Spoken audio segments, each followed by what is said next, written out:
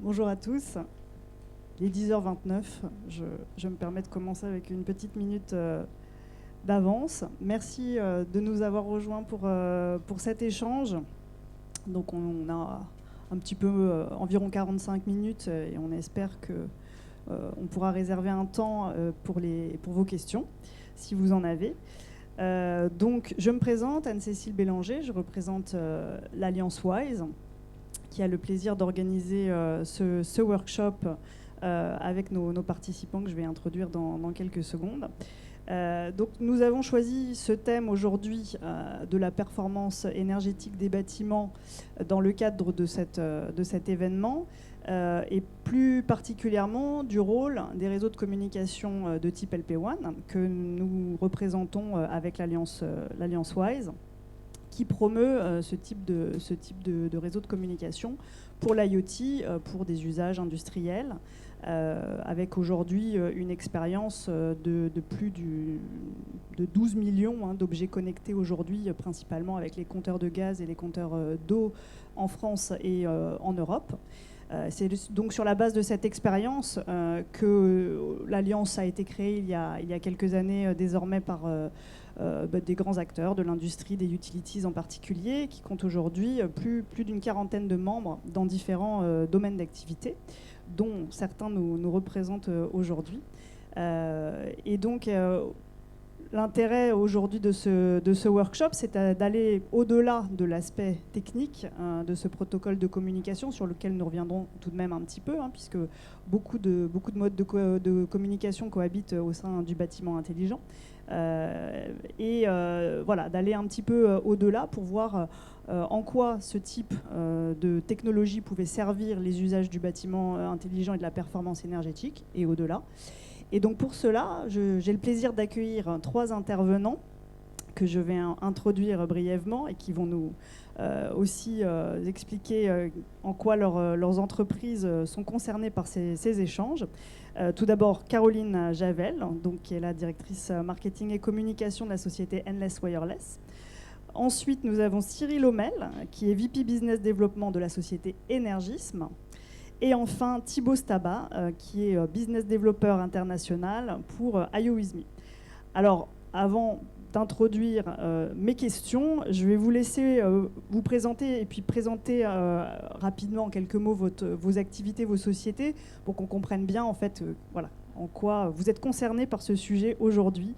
Caroline, je vous laisse commencer. Bonjour, Caroline Javel, du coup.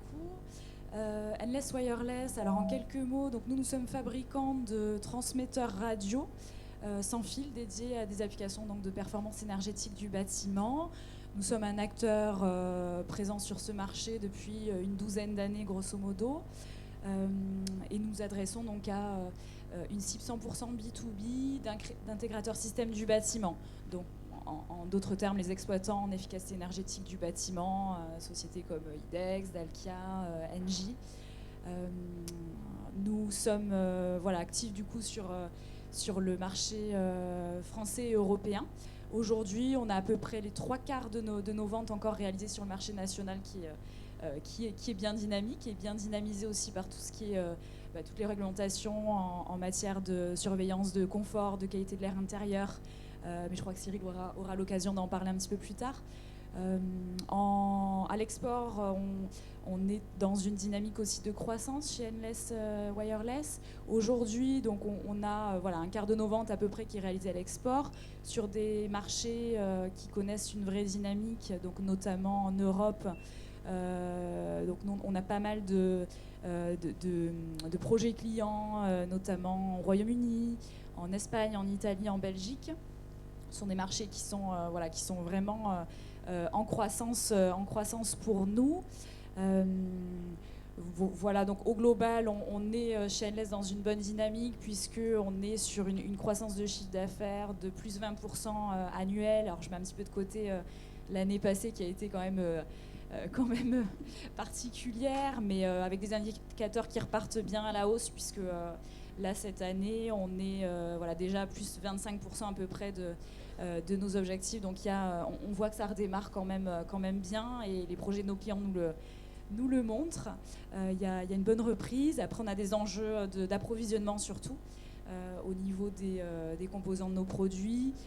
Mais voilà, on a un modèle quand même agile qui nous permet de limiter les impacts sur les projets de nos clients. Donc aujourd'hui, plutôt une bonne dynamique chez Endless et des projets qui repartent bien, globalement. Alors Cyril, que fait Énergisme, pour ceux qui ne connaissent pas? Alors, Énergisme, c'est une très belle success story à la française. C'est une société qui a été complètement refondée il y a 5 ans. Énergisme fait quoi? Énergisme développe du logiciel et une très grosse infrastructure dédiée à l'automatisation de la collecte et de l'analyse des données, avec une visée bien particulière qui est celle de la performance énergétique et environnementale des bâtiments et des procédés. Voilà, c'est aujourd'hui notre entreprise, c'est 120 personnes, c'est une plateforme logicielle et une technologie qui est déployée dans une grosse 50aine de pays, et on a des clients qui sont de nature extrêmement diverse, certainement représentés dans cette salle, des clients qui sont des opérateurs de services à la performance énergétique et environnementale, donc je ne vais pas répéter les noms que Caroline vient de citer. Et puis, bien sûr, un partenariat fort aussi avec la société Suez, et ce qui nous a amené aussi à intégrer la gestion des protocoles WISE, sachant que notre plateforme, elle est complètement agnostique en termes de collecte de données, puisqu'on récupère depuis tous les réseaux, tous les systèmes hardware, tous les systèmes d'information, encore une fois, pour analyser la donnée et aider l'ensemble de nos clients, qui sont soit des consommateurs finaux, des grands comptes internationaux ou sociétés plus locales, voilà, et mieux performer, je termine là-dessus, mieux performer sur la dimension réduction de la facture énergétique, réduction des impacts carbone, et puis répondre à des enjeux aussi, je reviendrai là-dessus, réglementaires ou de communication extra-financière sur la dimension justement énergie, carbone, donc RSE, ESG, etc., etc. Voilà. Et alors là, on remonte la chaîne de valeur pour arriver jusqu'au réseau. Et donc Thibaut, expliquez-nous IOWISME. Oui, en effet, IOWISME en fait est le chaînon entre les deux précédentes sociétés. C'est-à-dire que nous, on est là en termes d'opérateurs IoT. On opère pour le compte de plusieurs clients des réseaux IoT LP1, mais surtout, en fait, on s'adosse sur un réseau qui a été déployé dans le cadre du projet compteur communicant gaz de GRDF, qui est déployé un petit peu partout en France. Un peu partout, c'est 77% du territoire, 80% de la population française. Et donc, nous, on a pour but de transporter de manière sécurisée les informations issues des capteurs de partenaires, type Endless, et de les transporter, en fait, jusqu'à des consommateurs de data et d'analyse que pourraient être Énergisme ou d'autres partenaires. Bon, aujourd'hui, on est une petite société, clairement, mais adossée à une grande maison mère, et ça, c'est quand même assez agréable au jour le jour. Et on a un projet de croissance quand même qui est assez importante, qu'on souhaite se développer de manière beaucoup plus importante sur la France. Et donc là, on cherche des partenaires, mais également au niveau international. Merci Thibaut. Alors, si on revient un peu au sujet qui nous rassemble aujourd'hui, Cyril, je m'adresse à vous. Si on repart un peu des enjeux un petit peu marché ou du contexte dans lequel s'inscrit aujourd'hui cette transition énergétique des bâtiments, on imagine un peu quels sont les drivers, mais quelle est votre vision sur ce marché aujourd'hui, sur les tendances, et ce qui l'anime du point de vue d'Énergisme? Alors, j'ai tracé effectivement dans l'introduction, peut-être d'ailleurs juste un tout petit mot, qui s'intéresse de près ou de loin à la performance énergétique des bâtiments dans cette salle? Juste un petit sondage à main levée comme ça. Ok. Donc effectivement, une plateforme comme celle d'Énergisme, en tout cas notre métier, ou pour généraliser, je reviens plutôt sur votre question, là, les drivers du marché. Nous, ce qu'on voit, c'est qu'il y a 3 grands sujets. Un premier sujet qui est, il y a besoin de plus d'efficience économique. Bon, c'est souvent l'argent qui drive. Comment on fait pour réduire notre facture énergétique? Et ça, bon, là, on s'en parle par une belle journée ensoleillée où il commence à faire un peu froid, donc c'est bien d'actualité. Et c'est d'autant plus d'actualité que ça n'a échappé à personne, que l'actualité récente regorge de problématiques du prix de la hausse des prix de l'énergie, le gaz notamment, qui, il y a 5 mois ou 6 mois, était 5 fois moins cher qu'il ne l'est aujourd'hui. Donc il y a une flambée, je ne reviens pas, ce n'est pas le sujet pour aujourd'hui, mais il y a une flambée des prix du gaz et globalement il y a une flambée des prix de l'énergie parce que ça impacte toute la chaîne. Donc il y a un driver qui est économique. Comment je fais, moi en tant que collectivité, en tant qu'entreprise, pour réduire ma facture énergétique, la maîtriser, l'optimiser? On pourra revenir plus tard sur le comment. Mais effectivement, il y a de la donnée et ça permet de comprendre et de passer à l'action pour réduire sa facture énergétique. Le deuxième driver, c'est celui qui est de plus en plus prégnant et il est aussi dans le top de toutes nos actus à la radio, sur les télés ou dans les journaux tous les jours. C'est, en ce moment, on parle de COP26, etc. On est tous réunis à Glasgow en remote presque. Et donc, il y a ce sujet de la performance environnementale. Et l'énergie, elle a un impact sur l'environnement qui est évidemment important. Donc, le deuxième driver, c'est bien celui-là. On a de plus en plus d'acteurs qui nous sollicitent en disant, en fait, moi, mon sujet, c'était la performance énergétique. Mon sujet aujourd'hui, ça reste un vrai sujet, d'autant plus que l'actualité, mais mon sujet aujourd'hui, c'est celui de la performance environnementale. Et donc, je dois baisser mes émissions de carbone et l'énergie pèse une part importante de mon bilan carbone. Je prends un exemple, le groupe Accor avec qui on travaille depuis 3 ans ou 3 ans, on va dire. Leur première question, c'était énergisme, énergie, performance énergétique. Et quand on a contractualisé pour déployer cette technologie, notre techno chez eux, dans 110 pays, donc c'est en cours de déploiement, 5000 hôtels dans le monde, la question était devenue, en fait, ce qu'on cherche, c'est à faire du reporting sur notre carbone et à maîtriser, à faire du reporting et à maîtriser notre bilan carbone.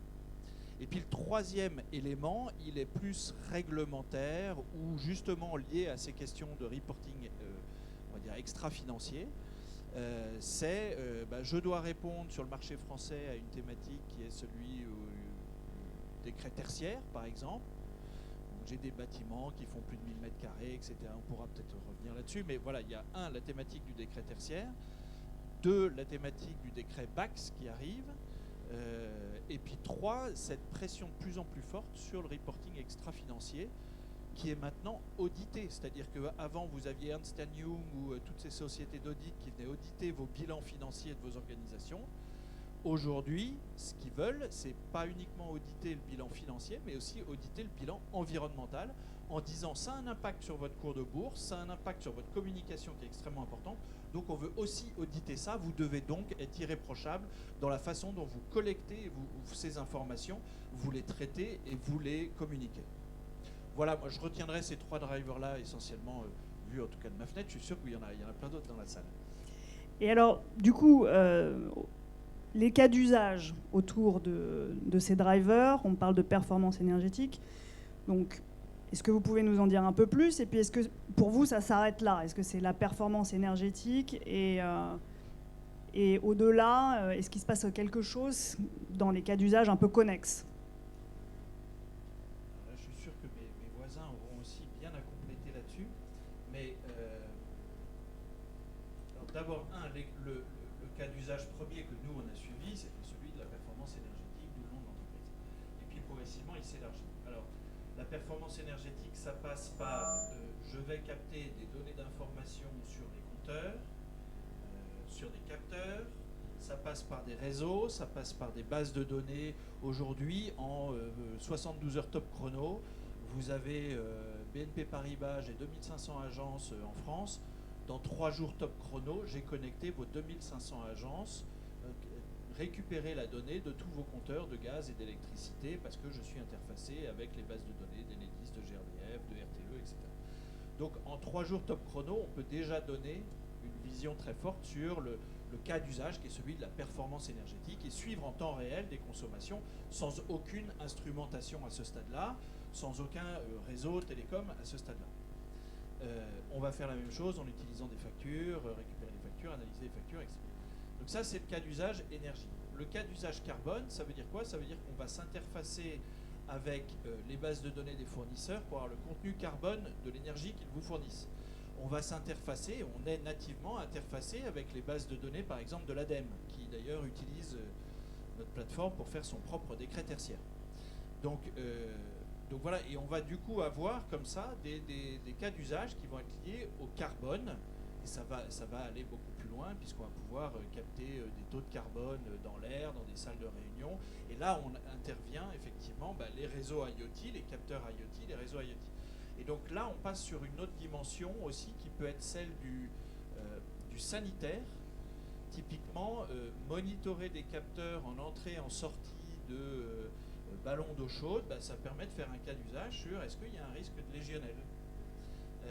Mesurer le taux de carbone ou de COV ou d'un certain nombre de composants organiques volatiles dans l'air dans une salle de réunion, ça vous permet de travailler aussi sur le sujet du sanitaire. Donc voilà, il y a d'autres cas d'application qui peuvent être tournés autour du solaire, des suivis de la production ANR. Bon, voilà, Donc, la transition est parfaite, effectivement, puisque, bon, quand même la thématique de ce workshop est effectivement la performance énergétique, et on y reviendra notamment sur les atouts d'une certaine technologie dans ce domaine. Le bâtiment, c'est un ensemble. Et là, Caroline, chez Endless, vous connaissez bien le sujet, donc vous êtes également actif effectivement sur les produits liés à la performance énergétique, mais vous avez d'autres cordes à votre arc.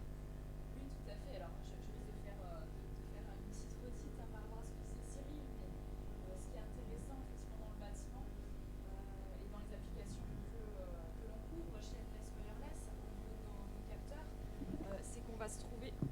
parfait. C'est qu'on va se trouver, mais Cyril le disait, à la croisée de plusieurs enjeux. Donc, enjeux de performance énergétique du bâtiment, évidemment, mais enjeux de sécurité des usagers, de confort. Aujourd'hui, clairement, les applications qui ressortent chez Endless, ça va être tout ce qui est tourné vers justement le monitoring de confort des usagers, qualité de l'air intérieur. Donc on a, nous, dans nos gammes de produits chez Endless Wireless, plusieurs références de transmetteurs de CO2, de particules, COV, température, humidité. Aujourd'hui, ça représente quand même, pour vous donner une idée, c'est vraiment une application qui est majeure dans nos activités, malgré la largeur de nos gammes qui concernent les 2/3, on va dire, des projets de nos clients. Donc c'est énorme par rapport aux références produits qu'on peut proposer. Mais c'est vrai que ça s'explique. Voilà, on adresse des critères d'efficacité énergétique. On fait remonter des données d'efficacité énergétique en lien avec du monitoring, de données de compteurs, par exemple, d'eau, d'électricité, de gaz. Donc on vient complémenter finalement l'information avec ces données-là de qualité de l'air intérieur. Et assurer au-delà la sécurité sanitaire des usagers. Bon, Cyril en parlait. Après, on a d'autres applications dans ce sens. Ça peut être du monitoring effectivement des réseaux d'eau chaude sanitaire pour se prémunir du risque de légionnelle. Mais voilà, aujourd'hui, et en lien avec les décrets, les décrets tertiaires, décrets BACS, la qualité de l'air intérieur ressort principalement, que ce soit en France ou à l'export. D'ailleurs, télérelève de données de compteurs pour permettre l'efficacité énergétique, la refacturation, voilà, tout ce qui est facturation ensuite du client final, et puis monitoring de température en environnement endurci, donc réseau d'eau chaude sanitaire, mais au-delà, nous on a des produits qui permettent de répondre aussi à de l'application industrielle pour faire du monitoring de température, par exemple en chambre froide, avec un produit similaire à celui qui va nous permettre de monitorer les réseaux d'eau chaude sanitaire. On a des cas d'application chez Endless Wireless très larges, mais voilà, en tout cas en termes de tendance, la qualité de l'air intérieur, c'est vraiment ce qui ressort en premier. Je vous pique le micro. Alors, on va de la même façon remonter la chaîne de valeur et puis on va aborder des sujets peut-être un tout petit peu plus techniques, mais qui sont tout aussi importants, hein, parce que même si la donnée, c'est le nerf de la guerre, encore faut-il la capter, la récupérer de manière qualitative. Donc, je pense qu'aujourd'hui, dans le bâtiment, Thibaut, vous êtes d'accord pour dire qu'il y a beaucoup de systèmes de communication qui cohabitent. Est-ce que vous sauriez nous dresser un peu le panorama de ces systèmes et des usages qu'ils adressent plus particulièrement, pour en revenir ensuite à celui que nous allons développer un tout petit peu après? Oui, en effet, quand on regarde un bâtiment essentiellement tertiaire, on voit qu'en gros, il y a 5 gros usages. Je vais faire des banalités, mais en gros, c'est vraiment ça. On a des réseaux en fait qui sont vraiment dédiés à tout ce qui est la sécurité des personnes. Donc là, vraiment avec des alarmes qui doivent être très importantes, la vidéosurveillance, du badge et ainsi de suite, des conditions d'accès à des salles et tout ça. Donc ça, c'est vraiment des réseaux déjà qui sont déjà très très bien implémentés dans les grands tertiaires, dans les grandes entreprises, et plutôt bien maîtrisés. On a après tout ce qui est bureautique, hein, vous le savez, hein, réseau IP maintenant dans une société, il y en a absolument partout, pour connecter absolument tout ce qu'il y a, les bornes Wi-Fi, les différents postes, imprimantes et ainsi de suite. Le Wi-Fi est un véhiculeur en fait d'informations, et des capteurs le sont aussi fortement raccordés. Et puis après, on a tout ce qui est la gestion technique elle-même du bâtiment, qui est plutôt en fait plus ou moins récente. Tout dépend en fait du bâtiment, comment il était conçu. On voit qu'il y a des bâtiments plutôt anciens avec des GTB ou GTC qui ont vieilli, qui sont pas forcément aussi très bien maintenus. Clairement, il y a des nouveaux usages qui arrivent, dont on va développer tout de suite après. Mais en tout cas, sur tout ce qui est GTB, GTC, on est là plutôt sur faire du froid, du chaud, alimenter en eau, alimenter en chauffage sur un bâtiment. Et donc là, il y a tout un écosystème de protocoles qui sont mis en place, du BACnet, du KNX, enfin plein de choses qui sont plus ou moins interopérable. Et ça aussi, faut pas l'oublier aussi, hein, l'interopérabilité en fait des protocoles au niveau du bâtiment, c'est un enjeu de demain, clairement. Il y a des labels qui sont en train d'être mis en place et ainsi de suite, et qui sont aussi promus par d'autres alliances qui sont très très intéressants sur ce sujet-là. Et en effet, avoir un cœur commun qui puisse remonter l'information dans un bâtiment qui est plutôt récent, ça c'est facile. Dans un bâtiment qui est ancien, qui a vieilli, c'est beaucoup plus compliqué. Et donc quand on parle des nouveaux usages en fait liés à la qualité de vie intérieure, on parle avec la pandémie que l'on a vécue ces derniers mois, quand on parle CO2, COV, ça parle automatiquement à tout le monde. Et on n'a pas envie de se retrouver dans une pièce où il y a un taux de CO2 qui est élevé parce qu'il y a un risque de contamination et ainsi de suite. Donc c'est comment je mets en place des systèmes qui permettent de remonter cette information-là, tout en étant un petit peu agnostique à mon bâtiment. Et là, pour le coup, le LP1 est un sujet. Si on parle, et ça on pourrait faire une autre conférence sur le sujet, mais de dire la technologie évolue, mais la technologie de plus en plus consommatrice d'énergie. Demain, on parle beaucoup de la 5G. La 5G, c'est 30% d'antennes en plus sur le territoire, pour avoir des débits qui sont beaucoup plus importants. Mais pour faire de la remontée d'informations sur de la température, qualité de l'air et ainsi de suite, c'est pas forcément le cas. Et donc les réseaux LP1, moi j'ai un peu envie de dire, il y a du high-tech et il y a du low-tech. Et un réseau LP1 type de l'Alliance, sur le protocole WISE, est un réseau qui est low-tech, mais à forte valeur ajoutée. Pourquoi à forte valeur? Parce que c'est un réseau en fait avec différents opérateurs, des énergéticiens pour le coup, qui sont présents sur place depuis des années, qui animent le territoire et qui ont la volonté de faire perdurer cette technologie-là pour plusieurs dizaines d'années. On en reviendra un petit peu après.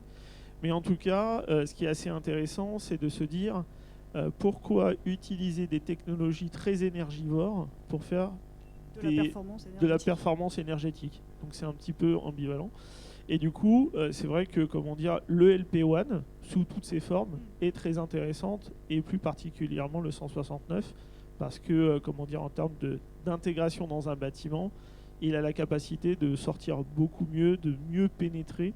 Et donc sur des applications qui sont en second jour, en troisième jour, dans des conditions qui sont un peu contraintes, ou en deep indoor, là c'est vraiment une solution qui peut être très très bonne en fait pour répondre à tous les enjeux qu'on vient d'écrire précédemment. Alors justement, Thibaut, est-ce que voilà, déjà on a la technologie WISE, pas connue de tous, et pourtant qui a fait ses preuves, et pourtant ancienne.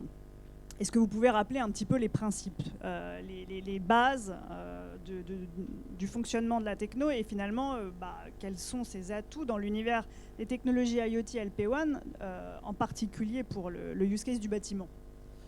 En fait, si on reprend un petit peu WISE et son origine, WISE c'est pas du tout récent.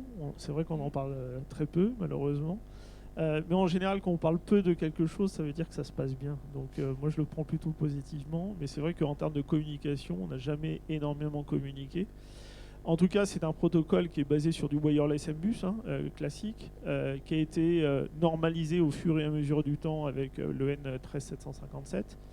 Et en fait, c'est un protocole qui a été mis en place avant tout pour faire de la télérelève des compteurs d'eau, donc en lien avec un énergéticien qui s'appelle Suez, pour essentiellement faire de la télérelève de compteurs d'eau. La commission des régulations des énergies, en fait, qui est la CRE, a demandé à différents distributeurs d'électricité et de gaz de faire des projets en fait, de télérelève de compteurs également.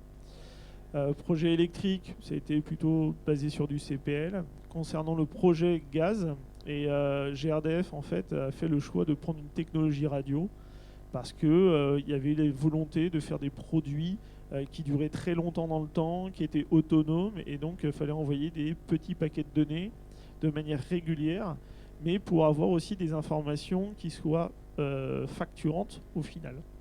Et donc suite à tout un processus, la technologie WISE a émergé. Cette technologie-là, en fait, est basée sur des wireless MBus, mais sur lequel on a en fait augmenté énormément la techno. C'est-à-dire qu'on l'a rendu beaucoup plus sécure. Maintenant, il y a un protocole de sécurité en EAES 128 dessus. On l'a rendu complètement bidirectionnel, c'est-à-dire que aujourd'hui, le flux montant, les paquets de données, c'est de l'ordre de 256 octets en fait en flux montant, et on a un flux descendant qui est de l'ordre de 128 octets. Ce qui est très intéressant en fait pour faire du monitoring typiquement de capteurs de température dans les chambres froides par exemple, qui peut être un actif dans un tertiaire, clairement, par exemple Sodexo et ainsi de suite utilise ce genre de choses pour venir en fait mettre les seuils. Donc là très facilement on peut mettre le capteur en fait, lui définir de nouveaux paramètres, mais on peut mettre le capteur aussi à jour, c'est-à-dire que les fonctionnalités du réseau vont continuer à évoluer, et donc au fur et à mesure que les fonctionnalités sont implémentées au niveau protocole, on va pouvoir les réintégrer demain dans les capteurs. Et aujourd'hui, en fait, c'est un réseau qui est le réseau LP1 le plus utilisé au monde. Faut pas avoir à rougir de ça, parce que il y a entre 10 000 antennes à peu près en France, 10-12 000 antennes réparties entre les deux opérateurs que sont IOWISMI et Suez. Pour aujourd'hui 10-12 millions de compteurs, et demain aux alentours de 15 à 20 millions en fait. Et cette technologie-là est très intéressante parce qu'elle va être maintenue dans le temps. C'est-à-dire qu'aujourd'hui, un compteur de gaz dans le cadre du projet de gaz de GRDF, il doit être implémenté pour 20 ans. Ça veut dire que le réseau LP1 sera là pour 20 ans. 20 ans à être maintenu, 20 ans à être évolutif. Ça garantit des choses qui sont extrêmement intéressantes pour tout ce qui est collectivité territoriale, des grands groupes français avec des sites de production un peu partout en France, et même en Europe, parce qu'il ne faut pas l'oublier, le protocole est normé et libre d'utilisation partout en Europe. Donc ça, c'est extrêmement intéressant. Et comme je le disais, avec des performances qui sont très grandes, parce que sur des retours que l'on a eus, il y a des modélisations qui ont été faites en amont des projets sur de la redondance spatiale de l'ordre de 2 à 3 gateways, et là on est plutôt à 7 à 8. Donc l'avantage que l'on a avec ce protocole-là, c'est qu'on va pouvoir en fait baisser la fréquence la puissance d'émission, pardon. On a une plage entre 0 et 500 milliwatts à peu près de rayonnement. Et on va pouvoir aussi moduler la vitesse d'envoi du signal sur différentes modulations, ce qui permet en fait d'avoir vraiment une parfaite gestion du parc et des capteurs qui sont mis dessus. Qu'est-ce que je pouvais vous dire d'autre aussi concernant ce protocole qui est vraiment magnifique. Le flux descendant. Voilà, le flux descendant, oui, on en a parlé là justement pour mettre à jour les capteurs. Ce qui est intéressant, c'est que c'est une technologie un peu qui est libre de droit, puisque dans le cadre de l'Alliance WISE, on a mis des kits via des partenaires pour développer en fait des usages en lien avec ce protocole-là et des stacks aussi, et que de nombreux fabricants, de puces, type Radiocraft, Analog Device ou Silicon Lab produisent en fait des puces compatibles 169.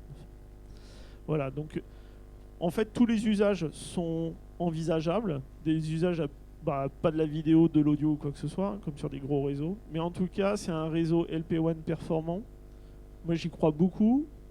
Clairement, je pense que c'est un protocole qui a clairement de l'avenir, surtout aujourd'hui où on se pose énormément de questions sur si j'investis, c'est sur combien de temps, est-ce que la technologie va durer, est-ce que j'ai les capacités de maintenir mon réseau si j'investis moi-même. Avec ça, on répond en fait à toutes les questions sans aucun problème. Donc voilà.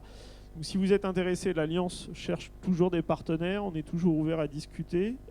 Si vous avez des cas d'usage qui peuvent être très intéressants, on n'a pas parlé de l'éclairage, on n'a pas parlé de la smart agriculture et ainsi de suite, qui sont des usages non référencés pour le coup dans notre thématique, dans notre workshop. Mais en tout cas, c'est des usages quand même qui peuvent être très très ouverts. Voilà. Absolument. Et du coup, effectivement, Caroline, ça sera ma dernière question et elle sera pour vous. Vous qui êtes un fabricant de transmetteurs, comme vous nous l'avez expliqué, vous avez développé des gammes avant la gamme WISE, dans d'autres technologies. C'est à chaque fois c'est engageant pour un fabricant de faire un choix technologique. Contrairement à la plateforme Énergisme qui est agnostique, vous d'une certaine façon vous devez faire des choix. Donc vous avez choisi de développer une gamme complète qui est visible en partie sur le stand de l'Alliance. Est-ce que vous pouvez nous dire finalement qu'est-ce que la technologie vous apporte en plus donc dans le cadre de l'activité d'Enless? Oui, alors effectivement, donc nous on a une activité historique large en termes de technologie, puisqu'on a historiquement développé, on a débuté par ça, une gamme de devices en wireless MBUS, donc on en a parlé, dans un premier temps sur bande de fréquence 868 MHz et puis ensuite sur bande 169 MHz. Donc c'est vrai que dans ce sens-là, j'allais dire, on avait déjà une bonne connaissance de la bande de fréquence 169, donc ça nous a aidé aussi pour nous diriger vers le développement d'une gamme WISE. Et puis voilà, et puis on a d'autres gammes disponibles technologiques, Sigfox, LoRaWAN, LoRa. Mais effectivement, c'est assez logiquement chez Enless qu'on s'est orienté vers le développement d'une gamme WISE. Alors notre objectif en tant que fabricant de devices, c'est toujours de pouvoir répondre à un maximum de projets clients, maximum de contraintes terrain également, et d'être présent de manière assez large sur les marchés internationaux. Effectivement, WISE, en ce sens-là, répondait vraiment à un bon nombre de contraintes justement projets et j'allais dire, de secteurs géographiques, puisque on est sur une techno, comme on l'a dit, qui est utilisable partout en Europe. Donc pour nous, on est sur nos marchés prioritaires. Après, en effet, je vais faire quelques redites, mais la bidirectionnalité, nous, de la technologie, c'était quelque chose qui nous intéressait, et c'était une demande aussi de nos clients sur certains projets. De pouvoir communiquer dans les deux sens. On en a parlé pour de la mise à jour de capteurs par exemple. L'encryptage de données aussi, c'est vrai qu'on sur les projets de nos clients, c'est un sujet, le sujet de la sécurité qui revenait, une problématique qui nous a été beaucoup adressée. et Wise répond pleinement sur ce critère-là. Sur des objets aussi qui sont répartis un peu partout dans le bâtiment, parfois difficiles d'accès. Wise, là encore, sur le Deep Indoor, répond très bien, donc il y a une très bonne perméabilité de la techno. Donc voilà, il y a tous ces aspects-là que finalement, qui ont déjà été cités par Thibaut, mais nous intéressaient. Et puis, de par notre expertise sur la bande de fréquence 169 MHz et nos relations de proximité avec des acteurs complémentaires, voilà, sur la partie module, je pense à Radiocraft, je pense bien évidemment à Suez, à GRDF, qui étaient voilà, pour nous des partenaires, des acteurs de proximité directement impliqués au sein de l'Alliance. Finalement, tout ça a fait qu'on s'est très vite dirigé vers le développement d'une gamme de produits en Wise qui sera disponible pour nous en 2022. On a en effet plusieurs références qui sont disponibles que vous pouvez passer voir sur le stand de l'Alliance Wise. Et puis après, je serais ravie de vous en dire un petit peu plus si vous voulez passer nous voir après. Ouais.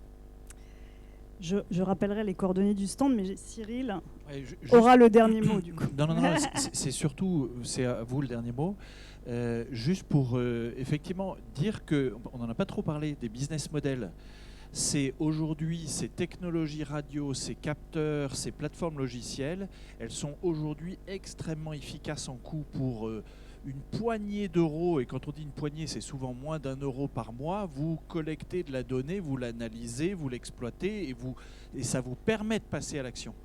Donc on était il y a 20 ans dans des technologies qui étaient lourdes, qui étaient filaires, qui nécessitaient des investissements importants en termes d'installation, de maintenance, etc. Aujourd'hui, c'est plus du tout le cas. C'est notamment ce que permet Wise et tous ces réseaux effectivement dédiés à l'IoT, à ces capteurs qui sont devenus extrêmement malins, multifonctions, extrêmement puissants et hyper compétitifs en coût. Donc ça peut en tout cas nous inciter tous à passer à l'action sur des projets qui sont économiquement viables, qui sont écologiquement viables et qui permettent d'avoir des retours sur investissement dans tous les sens du terme, pas uniquement financier, mais qui sont extrêmement rapides. Donc c'est juste un appel à vous inviter à vous intéresser effectivement à ces sujets-là, parce que vous allez être surpris de voir que vous pouvez déployer des projets dans des temps extrêmement courts et à des coûts extrêmement faibles et avec des retours qui sont ultra rapides et vraiment impactants.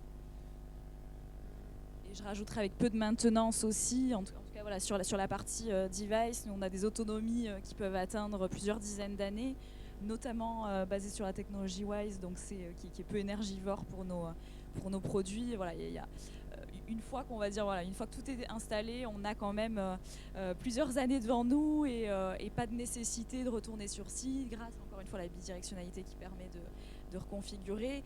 Donc c'est en ce sens-là, oui, c'est plug and play et une fois que c'est déployé, effectivement après la donnée est suivie, c'est fiable et ça roule. Merci beaucoup à tous les trois. Il nous reste quelques minutes si jamais nous avions des questions dans l'Assemblée, même si ça a été très complet. Monsieur ?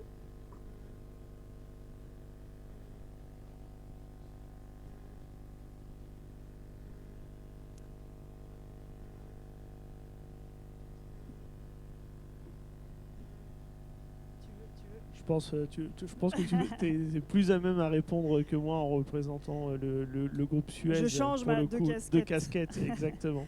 Alors effectivement, la technologie Wise, elle est particulièrement accessible en Europe du fait de cette fréquence qui est réservée. Néanmoins, c'est une fréquence radio qui existe partout dans le monde. La seule différence en dehors du cadre de l'Europe, c'est son accessibilité. Donc il peut y avoir des autorités de régulation locales qui vont ou pas accorder l'usage de cette fréquence.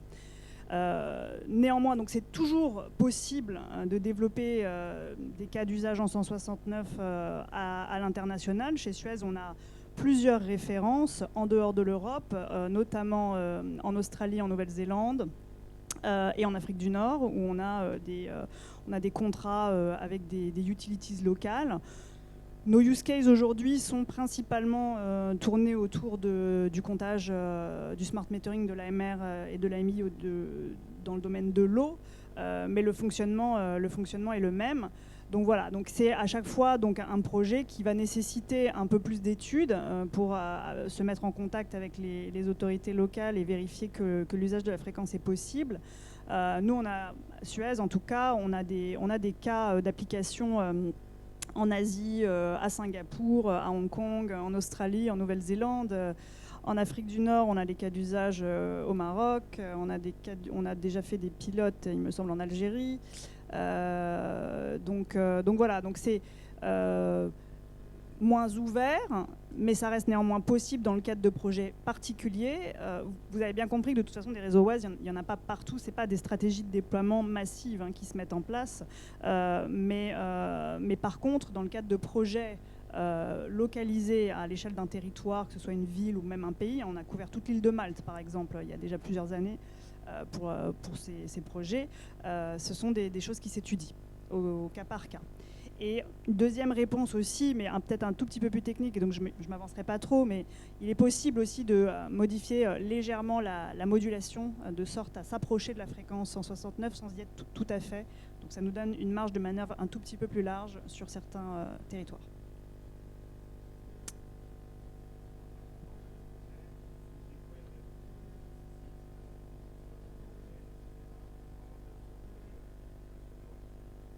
Est-ce que tu veux compléter après Oui, bien sûr. En effet, aujourd'hui, en mode, vous avez deux types de réseaux, en fait. Des réseaux qui sont opérés, et là, il y a deux opérateurs en France, c'est Suez et YoWiZme. Après, si vous souhaitez un projet à l'étranger, en effet, il faut faire des études de cartographie, en fait, de réseau. Pour ça, nos deux sociétés ont clairement tous les moyens nécessaires en fait, pour faire des études de carto. Et après, c'est s'adosser en fait, aux directives locales pour pouvoir déployer le réseau de télécommunications. Après, tout est possible aussi en termes de modèle économique, parce qu'au final, on y revient toujours. C'est soit le client souhaite avoir qu'on déploie pour lui l'intégralité de son réseau et qu'on l'opère, soit il veut être propriétaire de son réseau. Et derrière, on peut mettre tout ce qui est frontal de communication et décryptage de l'information pour lui livrer des informations, on va dire, brutes ou légèrement encodées encore dans son système d'information. Voilà, et on fait vraiment on regarde en fait vraiment projet par projet parce que les besoins sont clairement différents. Du smart metering en fait fait en Australie n'est pas du tout la même vision que du smart metering européen ou français. Parce que les territoires sont beaucoup plus grands, parce que le cas d'usage par exemple pour l'eau n'est pas du tout le même, le cas d'usage pour le gaz non plus, les technologies employées sur site ne sont pas les mêmes au démarrage. Donc il y a de l'évangélisation un petit peu à faire au démarrage, mais très souvent en fait les clients sont rapidement convaincus de la techno et mettent des autres technologies qui sont un peu plus énergivores ou type NB-IoT ou LoRa un peu de côté, pour passer très rapidement en fait, sur du WISE.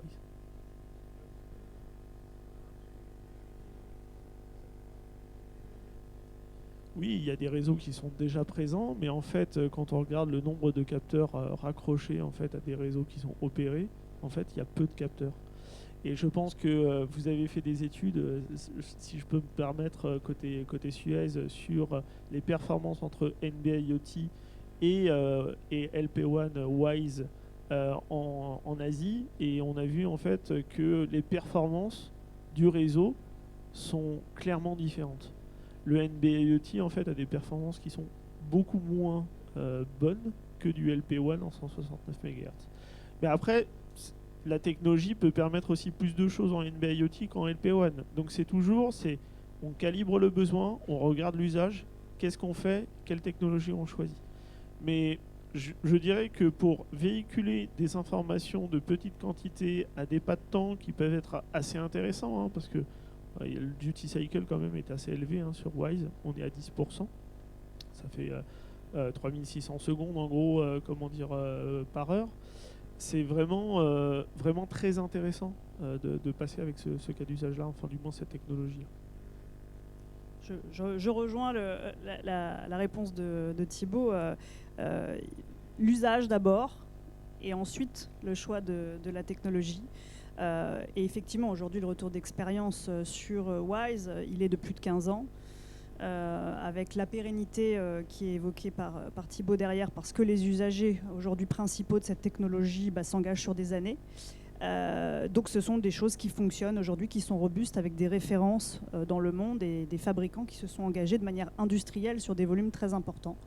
Aujourd'hui, effectivement, sur le NB-IoT, il y a des promesses, il n'y a pas encore de projet sur le terrain. Et je crois qu'il y avait une dernière question. Ah, monsieur.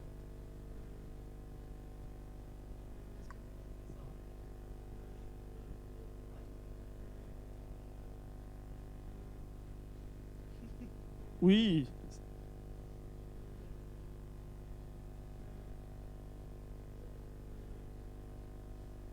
Alors, en effet, c'est vrai que quand on parle d'une techno, on parle beaucoup de ses avantages. Et il y a des inconvénients. L'inconvénient majeur, en fait, est le facteur de forme de l'objet. Tout simplement parce que comme on est sur une fréquence qui est plus basse, automatiquement, les antennes sont plus grosses dans les produits. Et donc, on a un form factor qui est plus important qu'un objet en NB-IoT, en LoRa ou en Sigfox. Ça, c'est, je dirais, l'inconvénient majeur de la technologie. Après, pour des applications industrielles ou pour mettre des capteurs dans des bâtiments tertiaires ou dans des salles de réunion, je vous propose de passer d'ailleurs sur le centre de l'Alliance WISE, puisque Endless présente ces capteurs. Ça reste quand même, franchement, très, très bien fait et on ne remarque pas le capteur dans la pièce. Concernant les performances en indoor, on a mené plusieurs campagnes de mesure et en fait, on est aux alentours de 5 à 10 fois plus performant que du LoRa. Je parle en mode opéré, hein, c'est-à-dire que si vous passez par un LoRa Bouygues ou Orange, en fait, notre opérateur que l'on porte est franchement beaucoup plus performant. Après, si vous passez avec du LoRa, bien sûr, en mode privé, ce qui est la majorité des cas, hein, malheureusement, voilà. Faut savoir que c'est en gros 300 000 objets connectés sur du LoRa en mode opéré. Et tout le reste, en fait, de la masse, c'est que du réseau privé. Bien sûr, si vous multipliez le nombre de gateways dans un bâtiment ou dans un tertiaire, bien évidemment, là, la performance, en fait, n'est pas comparable. Clairement pas. Mais en tout cas, sur des tests que l'on a pu effectuer premier, deuxième sous-sol de bâtiments de grands buildings, on sort les informations issues de utilities, on sort les informations d'accès à certaines portes, par exemple des portes techniques qui permettent en fait d'accéder à des automates derrière pour faire de la gestion technique sur la chaufferie. Ça, on reçoit ces informations-là et ça sort. Du fait qu'on a une modulation, la fréquence fait qu'on pénètre beaucoup mieux dans le bâtiment. Et il y a deux facteurs qui sont joués, qui sont ajoutés à cette fréquence-là. La modulation qui peut descendre à 1200 bits seconde, en fait, donc une modulation très lente, et une puissance d'émission qui peut être très importante jusqu'à 500 mW rayonnés. Donc la combinaison en fait, de ces trois facteurs-là font qu'on a des performances en indoor et en deep indoor qui sont extrêmement bonnes.